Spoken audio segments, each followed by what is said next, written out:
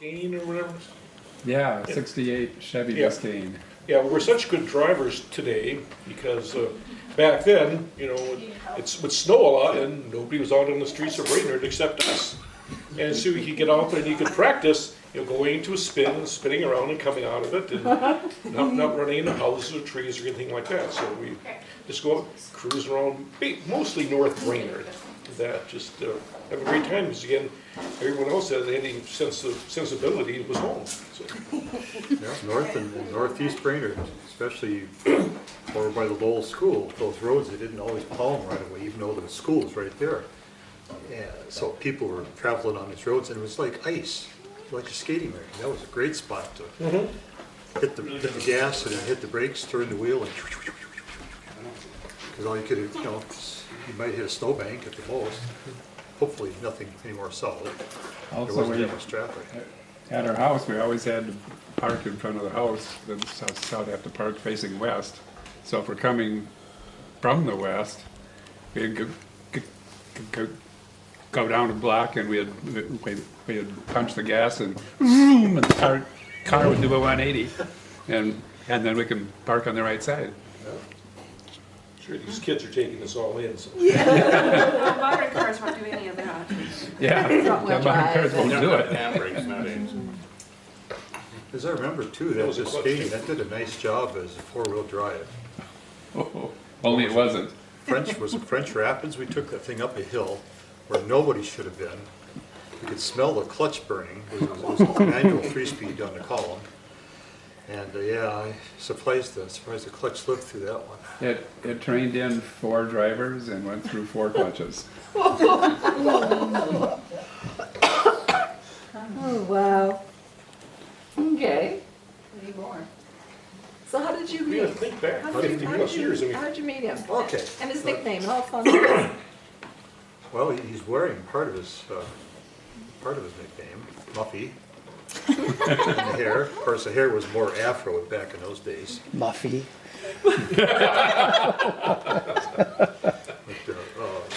My mother was looking for a house to rent.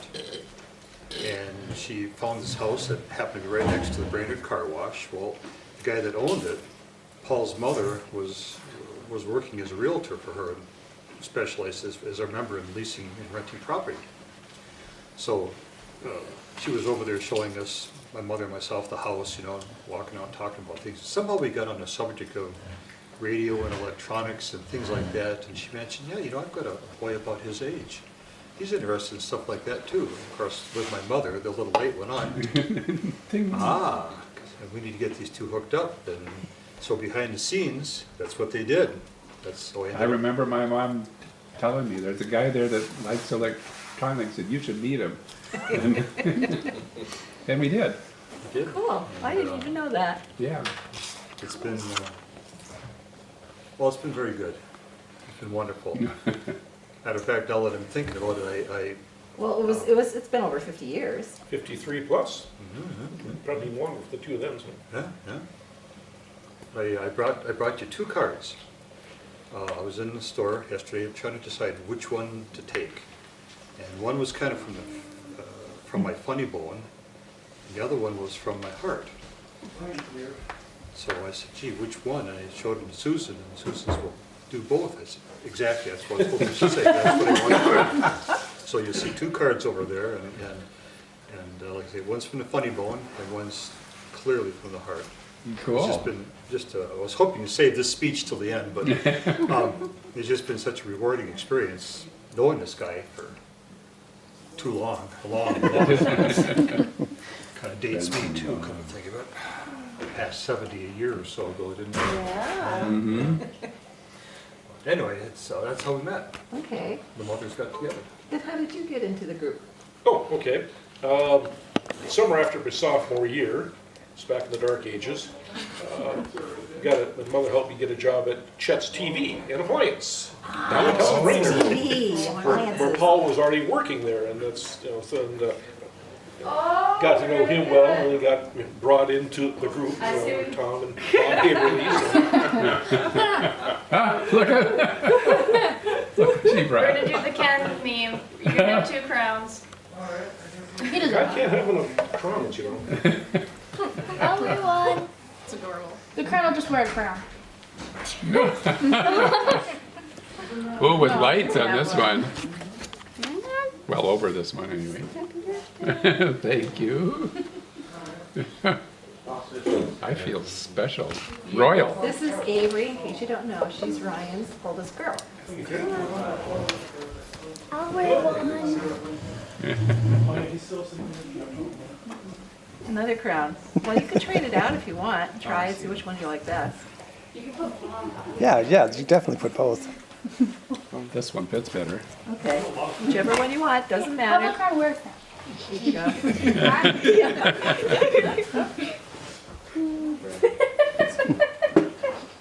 All right, thank you. All right, let's go back to your story. I want to know, so how did you guys meet Chet TV? Did you actually work there then? Oh, yes, yeah, we drove around, delivered TVs and appliances and things like that, and, you know, as we got to first really learn how to drive a clutch with the company truck, so. Right.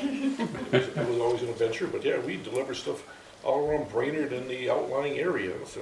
Oh, Ryan and crew had to move a refrigerator from Ethan. Ethan's moved into Duluth just now. Yesterday. And yesterday, and so they were trying to move this up the stairs. The Oh. refrigerator had to take the, what did you do? You had to take the door off?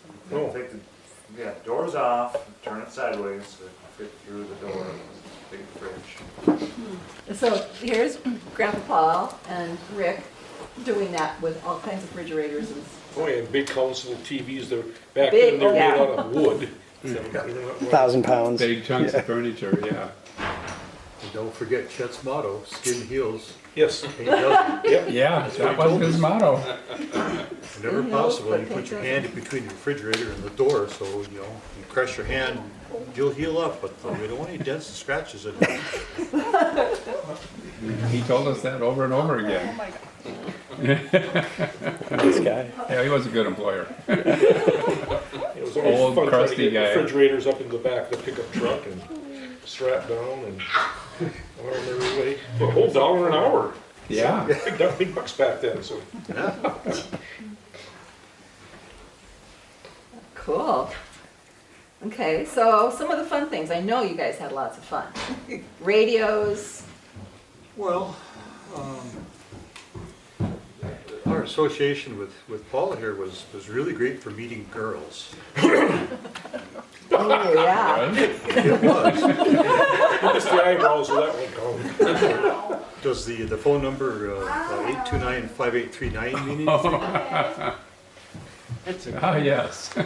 Yeah. Okay, you're gonna have to share this one, because it's not in my head. Well, this is, you know, years ago. And it's not like today where all the telephone offices are all electronic and works wonderfully. Back in those days, there were mechanical offices. And whenever you dial a number that was busy, the equipment would force you into a trunk called the busy trunk. It was simply a trunk like a phone that would send you a busy tone. Okay, and. Well, everybody that dialed the busy number got piled in this thing. It was like a giant conference bridge. And we realized, called somebody one time, and we got this busy, and I kept thinking, you know, I keep thinking I hear people hanging up phones. So everybody's listening, and yeah, look, we can hear voices in the background, and it dawned on us, the light went on. We all piled into like a big conference bridge, get this busy tone, and then people just hear it and hang up. Well, we were hang somewhat up. different, you know, people. And I had this big amplifier called the Rock. And it just happened to match up with a phone line very nicely.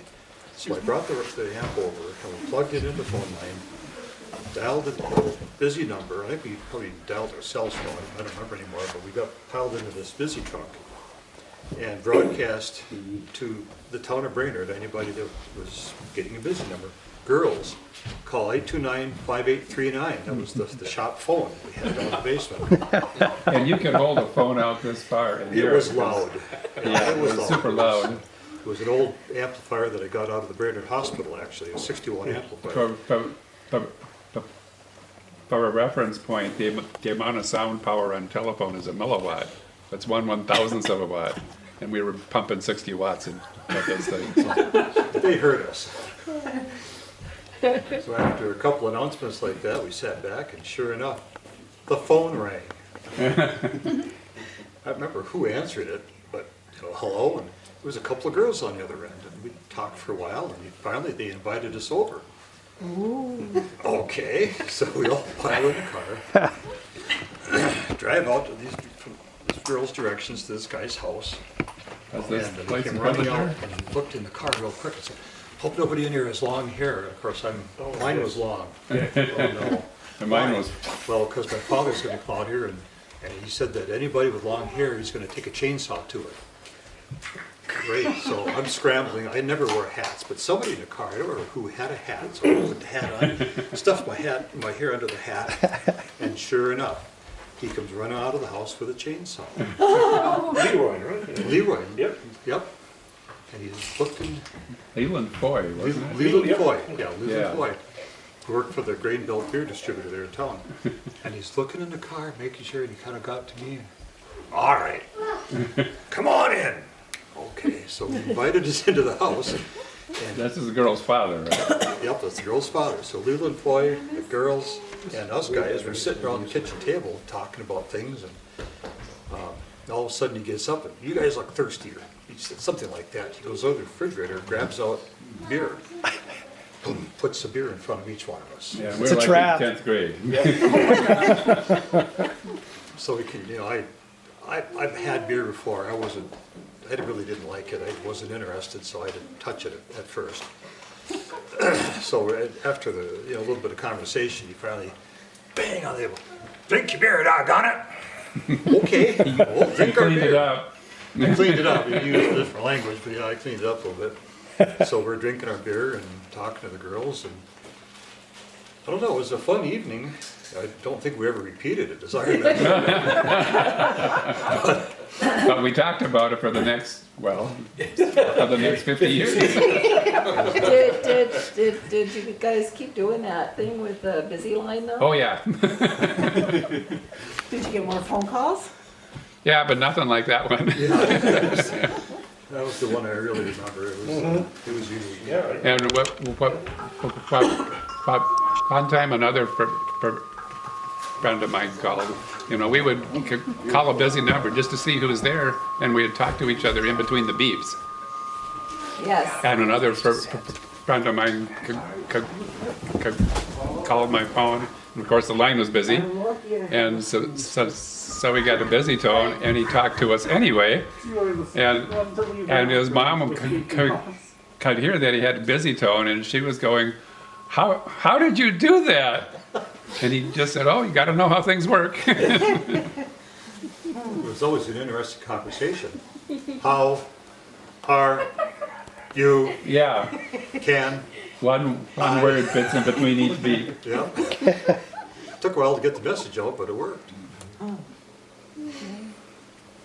You realize we didn't have cell phones back in those days. You had landlines. Mostly rotary. Yeah, old rotary dials. Before that, at my grandma's, I remember the other one, you know, where you call and ask the operator. Yeah, we had a lot of fun time down in that shop. Woohoo. His parents let us build a electronics workshop down in the basement, Yes. which as I remember, I pretty well lived down there for at least one summer, if not more. Seems like it. Yeah. We had It was big kind of a work- couch bed or something in there. Yeah, we had a couch bed there, we had a big workbench set up, all kinds of lights and The interesting automated ceiling. door. Remember the ceiling? Oh, little wooden The wheels. wooden wheels. Boys, you gotta tell everybody where the wheels came from. My dad helped to build a factory that made pallets for 5 1/4 inch shells for the military. This was during the Vietnam War, Wow. and they had a big automated drill that cut a whole bunch of 5 1/4 inch wooden wheels out of plywood, which left the holes that the shells bed into. So there were hundreds of thousands of little wooden wheels available, and we were trying to come up with any use for them we could possibly have. One of them was we stapled them all into a flat pattern, and we made a ceiling out of them. It was different. Yep. Wow. Was that your first experience for creating a sound effective ceiling? That wasn't the intent, but yeah, kinda. Oh, cool, okay. What about, what else did you guys do? I know that you used to hassle the different radio band people. Oh, yeah. Zedlina 5, Romeo Motel Hotel. No. Okay, I don't know what that story is. Well, our old buddy Dave, See, he had a ham shack in the garage at his parents' house. we're ham radio operators. Yeah, yeah. So we have radios all over the place, right? And so, you know, we get bored, and so I don't know who came up with that call sign, but we would, Fake call sign, right? yeah, it's fake, yeah, I don't even know where ZL comes from in the world. And we get on the air and try it out. But probably the most fun was playing with these citizens banders. With that is, I think, yeah, we had I think probably Paul's parents carried a CB radio in there, and we would, you know, drive around Brainerd harassing them. And they would try to locate us, and they never did. They were triangulating and everything else. So we did that a lot. It was really amusing. Again, They were really mean to never those track us poor down. dumb guys. Yes. Well, we're offering them the opportunity to hone their skills. What Oh, they didn't realize, of course, is that we were in Northeast Brainerd. No, Southwest Brainerd. Next, we were in West Brainerd. Could be downtown. We're all over the place. because they weren't used to people, not, well, except, I thought that the cars used to be on the radio too, though, weren't they? They did. They actually got close to us a couple times that Yeah, Boom Lake, yeah. would say something and then, you know, somebody else, one of those guys would say something back and realize, oh my goodness, I could hear them without an antenna. Oh yeah, I see the car with an antenna on it. Time to shut our mouth and go somewhere else. Yeah, but we were dumb high school kids at the time. Yeah. Like you'd go, rock, rock, rock, rock. Yeah, high school We kids referred to them as chicken are banders. just inherently dumb, right? Every one of them, right? Okay, there has to be more. I know there's a lot more stories. Well, you mentioned Muffy, Yeah. the nickname. See, part of that came from his afro-looking hair that he had Yeah. at the time. And it was a great place to lose things. Yes. Like one night we were down there working on a radio of some sort with something, and there's this little thing called a tuning tool, little plastic thing about that long, about I don't know, About the half size the of a size of a pencil. pencil, or even thinner actually. And it was just this little plastic thing we used to tune radios with, or tune it something, set it down. We did something else, came back to finish it. We couldn't find the tool. We looked everywhere. We tore the place apart. And finally, just in sheer desperation, Paul said, gee, I wonder where it, went to scratch his head. Zip, out it comes. He had stuffed it in his hair. And it just kind of flowed in and disappeared. Tuning tools, pens, pencils, whatever. Yeah, it all ended up there. Everything but birds. I never saw a bird up there. No nests. That's cool. I think those places introduced me. Well, that's a few years down the road, so. Yeah, we got introduced because of being at nursing school together. Yep. So we were roommates for a while, so that's when Denise ended up meeting Rick. When you brought me down to Brainerd, I was kind of freaked out a little bit. They introduced me to these people, I was like, okay. And then you were my you're my assistant at the wedding, and then you came up to Fargo and Mhm. got to meet Rick. So, good times, bad times. Mhm. And then we had Bob Haverly with his working at the taxi company. Oh, yeah. Yes, spent a lot of evenings down there. Yep. Yeah, and then don't forget driving around, and he had a TV in the front Right. seat or something with you guys. Do you remember being pulled over? Well, we had, what did we have? We had, I think you had beer and smoked fish and whatever else in the trunk. You had some alcohol in the trunk. And then we had him. And we were old enough. Yeah, that time. at that time, yeah, older. And then in the front seat, Bob Haberly would always have Oh, the his TV, that. his TV, He had yeah. his, when he The was little down TV from work, at the yeah. taxi company, he was a dispatcher down there. And he'd always bring his little portable, well, those days, the little portables like this. Set it there and he'd watch TV between calls. Well, we were over visiting with him and we all left together and Bob would just take his TV and put it in the back seat. Well, for some reason we got stopped, which There'd been a we break-in. did that, got stopped a lot, usually for nothing. And the cop looks in the window and he sees this TV in the back and he figured Bob stole it. And he put poor Bob through the ringer with the stolen TV. Everybody finally I was figured giggling up a storm, and the policeman said, "You've got to be quiet back here." And I'm like, okay. Just, yeah, and then they did ask if we had any alcohol or whatever, and we showed them what was in the trunk, and, but I But remember offered that. him some Yeah, cheese and smoked fish, and yeah, had they turned us down.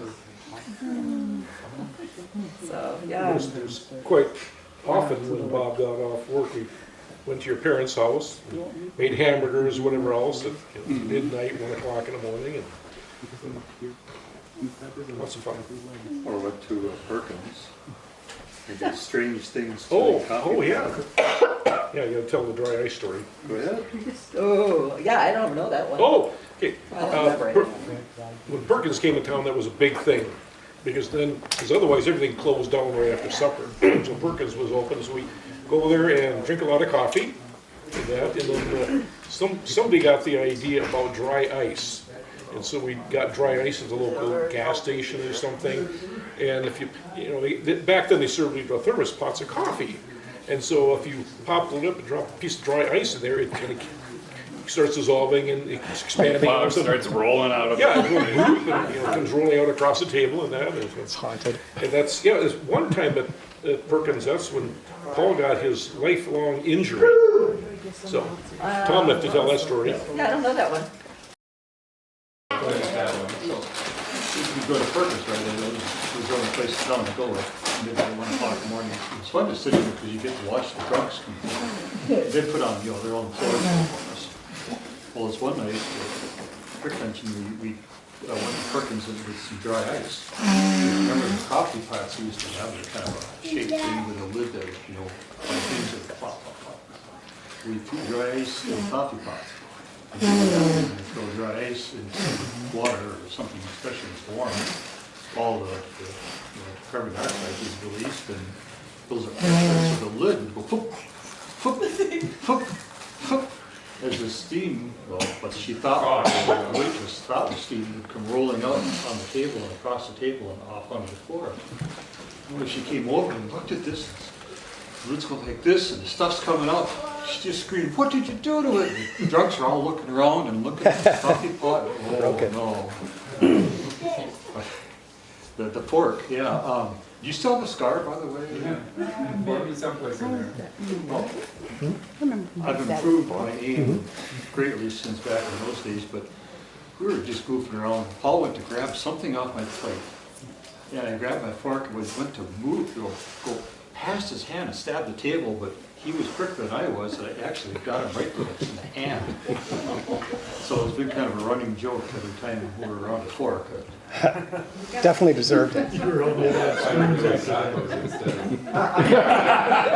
No forks involved always. I brought Band-Aids over just in case. My restaurant story with Paul was we walked down to Hardee's one night to get hamburgers or something fried. I don't remember who else was there, but there were 4 of us. And the inside was closed, but the drive-up was open. But we didn't have a car. And so we walked up to and we wanted to get served, and they said, "No, You have to have a car? you have to have a car." So we got 2 of us side by side and 2 of us side by side behind us, and we boop, boop, boop, boop, boop, beep, beep, beep, beep. We're still in the service. Weird. Until a car came up behind us, and and they would serve that, but they were still in their way. And they finally served us, because we wouldn't move out of the way. Beat the system right on. What kind of a business is that won't serve a customer because they aren't who they're supposed to? I have story reminders, and I'm curious now, one of them, I don't know who was involved with you, but your mom used to like to listen to the police radio at night, and she and I were sitting on the couch, and she's listening to the police radio, and she goes, there's some chase going on, and then the cops are like, they went this way, they went that way, and they're not, and then like, Mom goes, they're on our street, and all of a sudden, you and some friends, so it might have been one of you guys, come burst in the house, and you just ran because you wanted to know if they chased you if you started running when you saw them. I don't know anything about it. Plead the fifth, plead the fifth. Remember doing that? Several times. Well, then one night too, she was listening and heard, I don't know, they got some kind of equipment with them. I think they're trying to rob someplace. Oh, yeah. And it's you guys with your radios. The Brainerd cops, they knew we were up to something, but they could never couldn't figure figure it out out. And they never could figure it out because we weren't up to anything. Yeah. We just all walked around, we were just Sure, but- goofballs with 5 years later, when I was fixing cop radios, they told me the story of these kids that they knew they were up to something, and they could never pin anything on them. Did you tell them? No. every night they'd stop us. Right. What's going on? Every night it was the same thing. Arlie Nubby and Cheney were the two main ones that I remember, but every night, let me see your ID. The front, look at the back, look at the edge. No, it wasn't fake. Hand it back. What are you boys up to? Just walk around and talk. We had walkie-talkies, so, I'm in one part of town and Paul's somewhere else, and we're just talking or we're walking together, Every time they drive by, we kind of. No, we didn't really instigate anything, like that. It was just normal reaction, Wasn't until we were doing that just totally innocently testing out the walkie-talkies, and the cops were absolutely sure we were doing something, because you wouldn't have walkie-talkies if you're not doing something. Hooligans. And once we found out that they were paranoid about us, then we sort of egged them on. So tell about high school. How about breakfast? Breakfast? Breakfast at high school. We had it once in a while. They served hot cocoa and caramel rolls. Yeah. And once in a while, we would meet, we'd pay for our school cafeteria and have the hot chocolate caramel rolls. Caramel rolls were so hard that we would pound on the table to get them, and it would make an awful noise. And the cooks would run out there to yell at us for making all the noise, and then they saw what we were making the noise with, and they decided not to push it. Yeah, you could break a tooth on those things. Pretty solid. That's why they needed the hot chocolate. Right? Yeah. So, yeah, anyway, I remember that one. But what else in high school? Oh, key cap, keys. Oh, Well, the keys. I don't know, does it have the statutes of 50 plus years, yeah. Yeah. Well, in our infinite wisdom, we discovered that we could get into most of the locked doors in that school with a comb. The way the locks were Because the designed. building was still new and. That's new high school? Fine-tuned the doors yet. Yeah, so there were quite a lot of the doors had big gaps in them.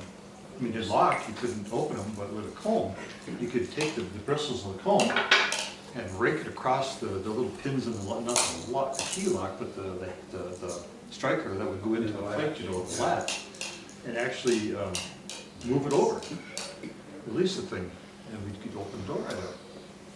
So we used to go into the library early and go into the powwow school newspaper early and goof off and all kinds of places. But then he started fine tuning things, and towards the end, the comb didn't work as well. So we ended up making our own keys. Brainerd had a student council convention there one year, and the guest speaker was Humphrey, Vice President. Well, we wanted to televise this over the cable system. So to do this, we had to run cables from the library area, which is where all the cameras and everything would normally be, you know, in the little studio that they had there with all the monitors and the tape recorders and everything on. We had to run cables from there all the way down a hall, through a couple of more halls and down into the gym area. And then we brought the cameras down. Well, we had to get into all these rooms to do this, to run cables through the ceiling. They loaned us a master key to the building. Big mistake. I'll have to take it and make a copy. Not very long. And you can't buy a blank downtown, you know, where they make copies, they don't have the blanks for it. Nope, didn't exist, but they had one that was really close. And we discovered after looking at them that, hey, if we just shaved off this one corner, like this, out of 45, it fit in. So, well, we had to try it, right, just for fun. And sure enough, it fit the lock. So there we are, making keys. I was sitting in the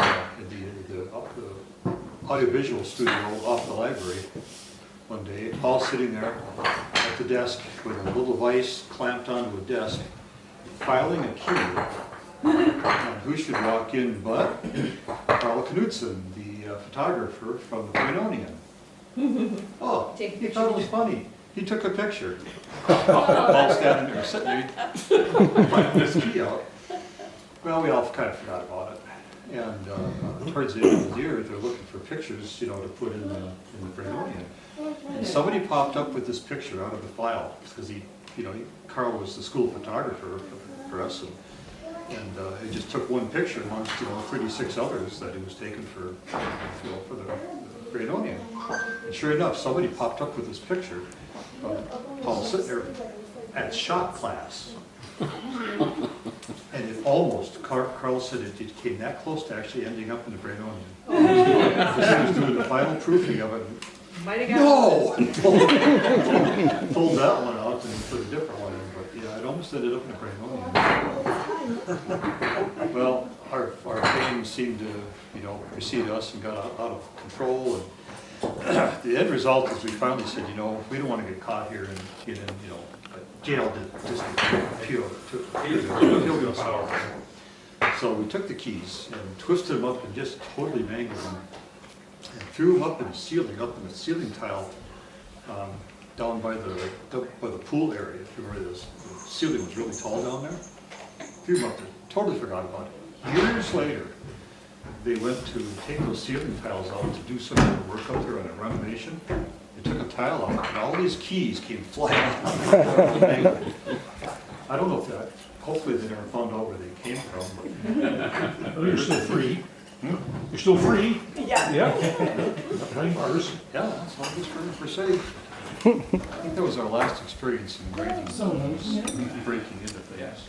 Now, were you guys involved in the video that was made, the Mission Improbable? Oh, the 8mm one? Yeah. Yeah. Yeah, oh, yeah, I was there. Chase. Mission Improbable. Yeah. Oh, yeah, with the chase, yeah. That was fun. Why don't you tell just a touch about that if you can, if you remember it? Remember Mission Improbable? With the, That was a Bob Cummins thing, but Oh, yeah. but I was heavily involved. I don't know if you guys were. I was a little bit involved with. More visitors. Yeah, if you better tell that. So we decided to make a movie, and Mission Impossible was popular. It's a TV show. Yeah, the TV show. It was a long time ago. And we had Super 8 camera, and so we had a script and actors and all that stuff, and to make the movie had to go through lots of tunnels, and the school had lots of tunnels, so we got to see every corner of the school, upside, downside, inside and out. We were filming on the roof and in the tunnels and in the janitor closets and all that stuff. And at the end of the whole movie, the plot is set up a trap for the bad guy, and the vice principal caught the bad guy in the net. And everybody was marveling that we got the vice principal to play along with us. Wasn't it, they were gonna kidnap Selma Ostrom? Oh, yeah. You may remember Selma Molstrom, One of the teachers there. one of the old lady teachers. Okay. Okay. She must have been in Washington too. I mean, she was. Oh, yeah, she was there Selma forever. Ostrom? Oh, yeah. Remember? Psychedelic surf and Sarah? Yeah, that was Sarah, New York. Yeah, psychedelic surf for Sarah. This was just Selma.